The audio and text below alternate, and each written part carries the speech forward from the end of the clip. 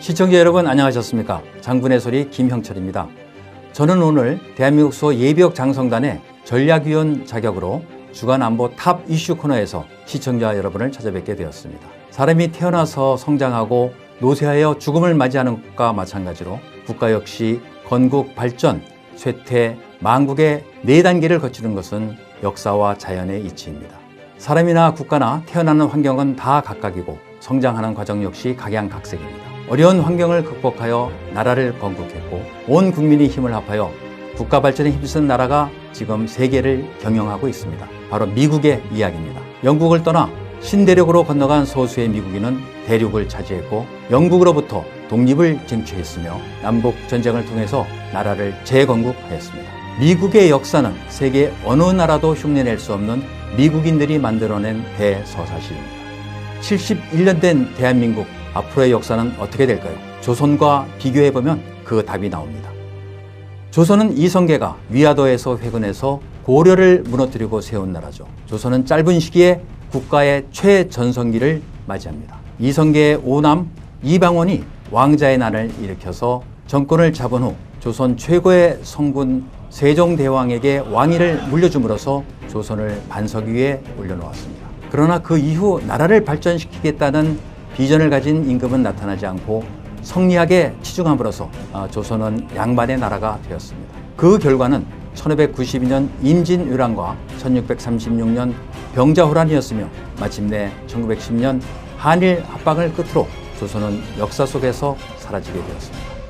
우리는 대한민국이라는 제법 괜찮은 나라에서 살고 있습니다만 대한민국이 처음부터 지금과 같은 괜찮은 모습의 나라는 아니었죠. 일본 식민지로부터 해방된 지 불과 2년이 안 돼서 6.25 전쟁의 참화를 겪어야 했습니다.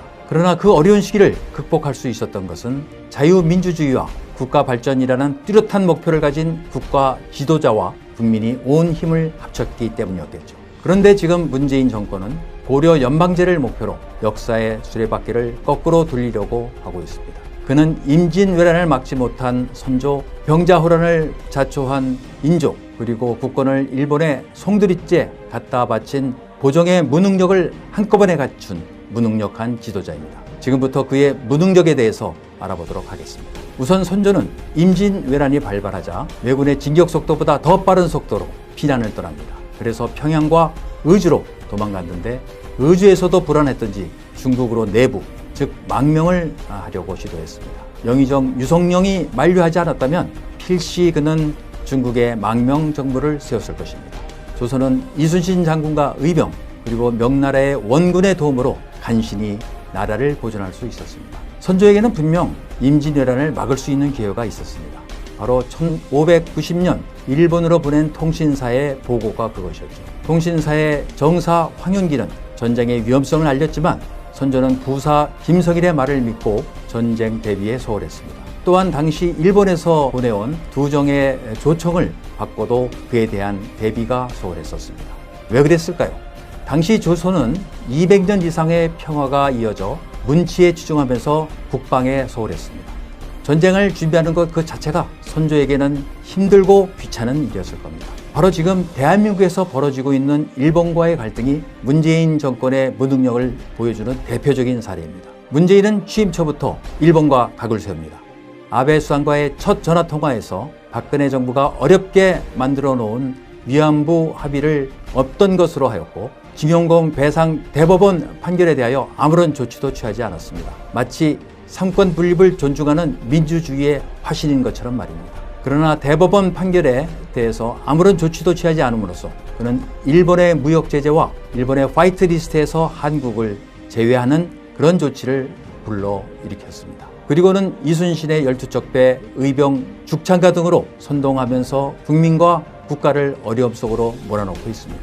그리고 급기야는 한일 지소미아 파기 결정을 함으로써 한미 동맹까지도 위태롭게 만들고 있습니다. 어쩌면 문재인 정권의 진정한 목표가 한미 동맹의 파기가 아닌가 하는 의심을 갖게 하는 대목입니다.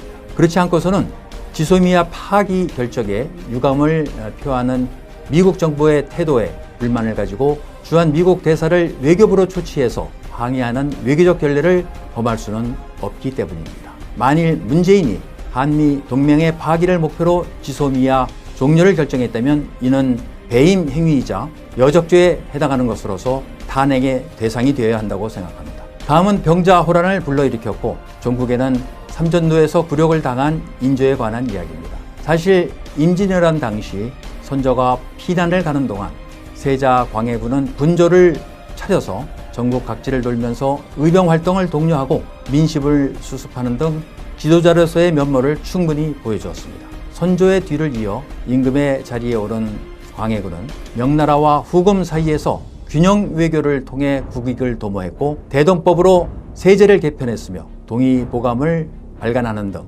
연유왕 못지않게 내치와 외치에 충실한 왕이었습니다. 그러나 광해군의 균형 외교를 못마땅하게 여긴 세력들은 임목대비를 폐위하고 배달한 아우 영창대군을 죽이게 만든 광해군을 폐모살제라는 명분으로 인조 반정을 일으켜 광해군을 폐위시키고 인조를 새 임금으로 세웠습니다.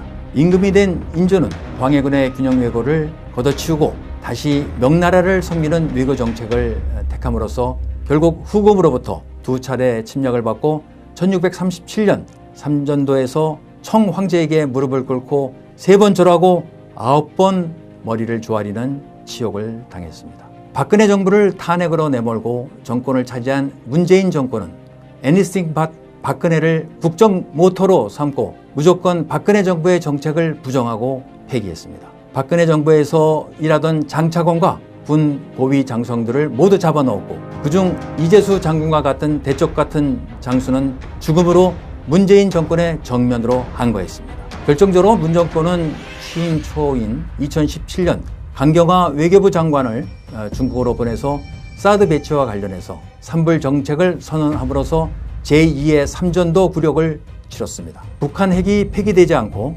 오히려 더욱 성능이 향상되고 있는 현 상황에서 이러한 선언이 얼마나 국익에 반하며 얼마나 국가 자존심에 상처를 준 것인지 국민 여러분은 아셔야 됩니다.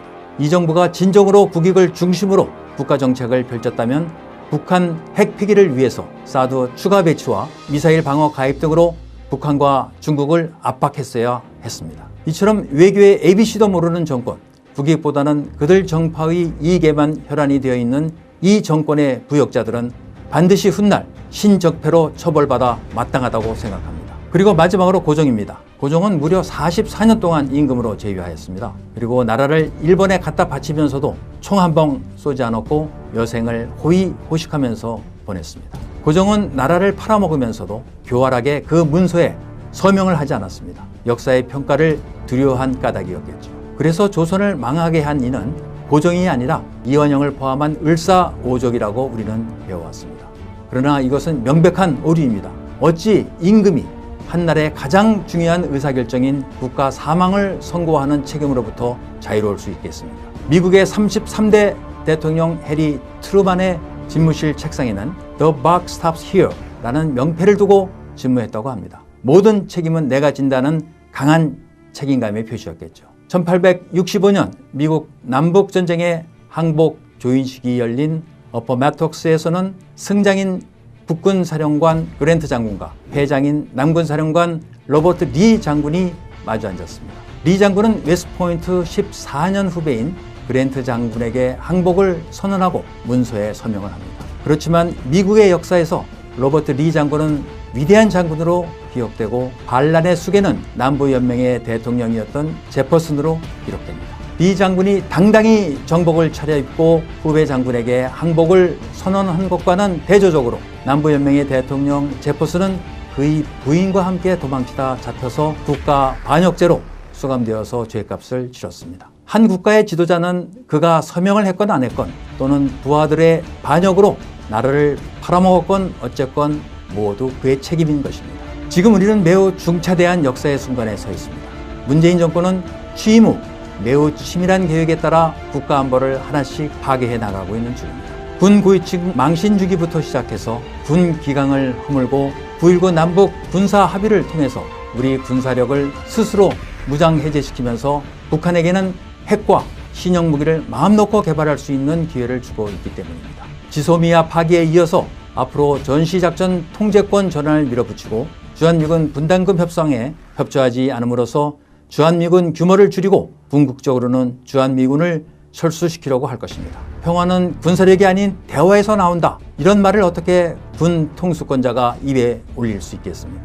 베트남 공산화의 희열을 느낀다고 했던 문재인, 김원봉에게 최고 훈장을 달아드리고 싶다고 했던 문재인, 가장 반미주의자인 문정인을 주미 대사로 임명하려고 했던 문재인이 지금 대한민국을 파국의 길로 이끌고 있습니다. 주한미군이 철수한 후 보이스카우트로 전락한 국군이 지키는 대한민국에 대해 핵으로 무장한 북한이 대남 전면전을 감행한다면 어떻게 할 것인지 대통령에게 묻습니다. 그때도 전쟁보다는 평화를 택할 것입니까? 그래서 굴욕적인 항복을 함으로써 5천만 대한민국 국민 중 절반 이상을 죽음으로 몰아넣을 킬링 필드를 이 땅에 만들 것인지 묻지 않을 수가 없습니다. 예비역 장성들이 성우회라는 정상적인 조직을 놔두고 대한민국 수호 예비역 장성단을 결성한 것은 건국 71년 만에 처음 있는 일입니다. 현재의 안보 상황은 건국 후 가장 위태로운 반면 국민과 군의 위기에 대한 대비와 인식은 바닥을 치고 있습니다.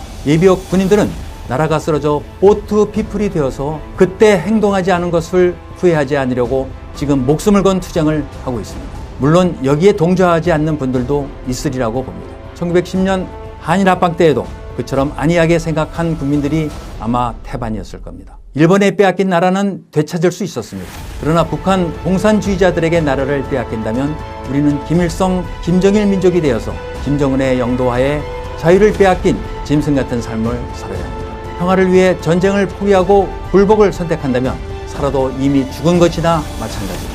이제 우리는 자유냐 노예냐 선택의 기로에 서 있습니다. 자유대한민국의 국민은 힘차게 외쳐야 합니다. 자유 아니면 죽음을 달라고. 그 맨 앞에 대한민국 수호 예비역 장성단이 서 있겠습니다.